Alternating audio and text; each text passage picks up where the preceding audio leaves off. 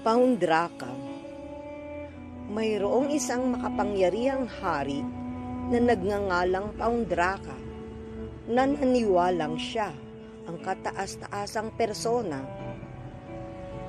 Nagpadala siya ng mensahero sa korte ni Krishna sa Dwarka.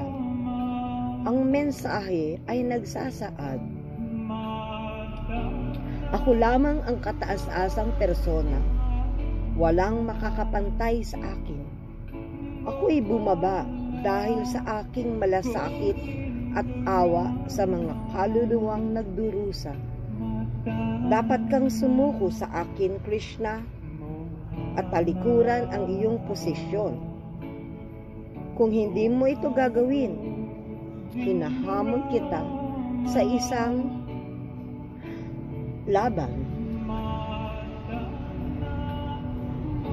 Nang marinig ng mga kasapi ng korte sa Dwarka ang mensaheng ito, sila ay nagtawanan ng malakas, ng matagal.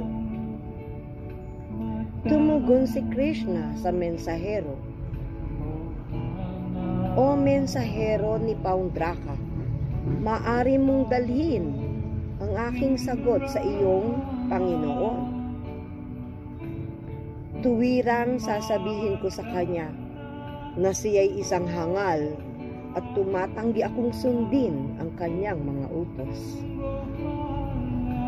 Gagamitin ko ang aking dist upang patayin siya at ang kanyang mga tagasunod. Pupugutan ko siya ng ulo at ihahagis ang kanyang katawan sa mga aso upang sila'y magsaya sa pagkain nito." Dinala ng mensahero ang mensahe kay Paundraka. Hindi na naghintay si Krishna at agad siyang lumisan sa kanyang karwahe patungong lungsod ng Karusa kung saan nakatira si Paundraka. Si Paundraka ay isang dakilang mandirigma, at nang mabalitaan niyang umatake si Krishna, lumabas siya kasama ang dalawang malalaking dibisyon ng kanyang hukbo. Ang kanyang kaibigan, ang hari ng Kasi, ay dumating din na may 3 malalaking dibisyon ng mga sundalo.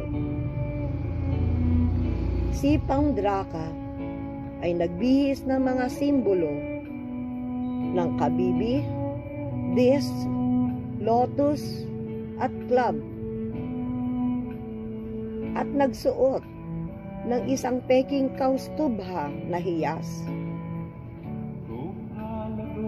Siya ay nagdamit ng dilaw na sutlang kasuotan, at ang watawat ng kanyang karwahe ay may simbolo ni Garuda, replika mismo ng mga gamit ni Krishna.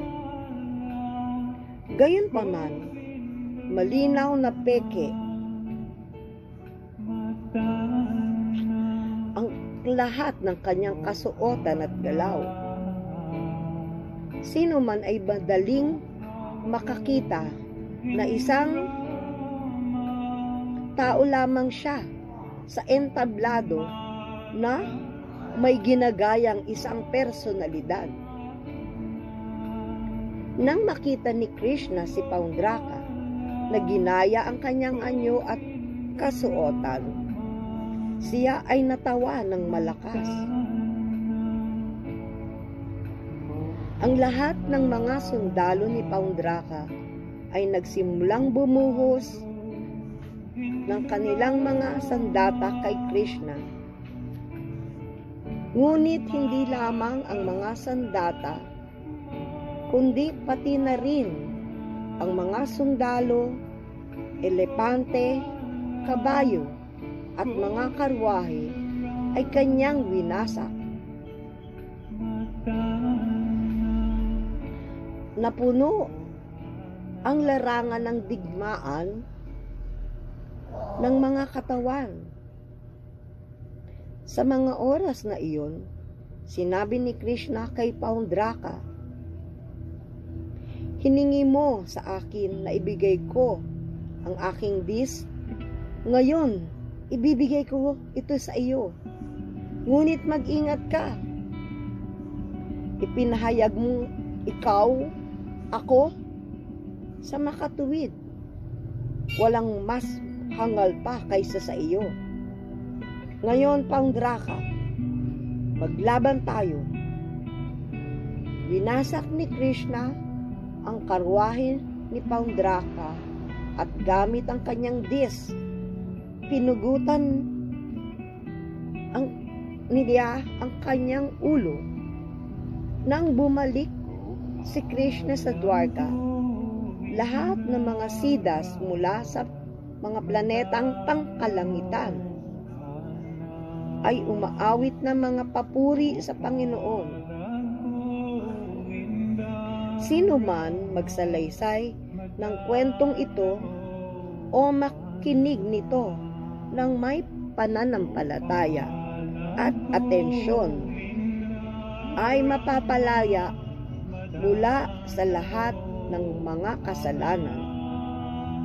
Ito ang katiyakan ni Sukadeva Goswami na nagsalaysay ng kwentong ito kay Haring Pariksit.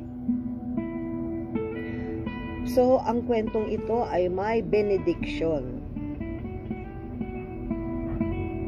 Kaya patuloy nating subaybayan ang mga susunod pang mga adventures ni Krishna.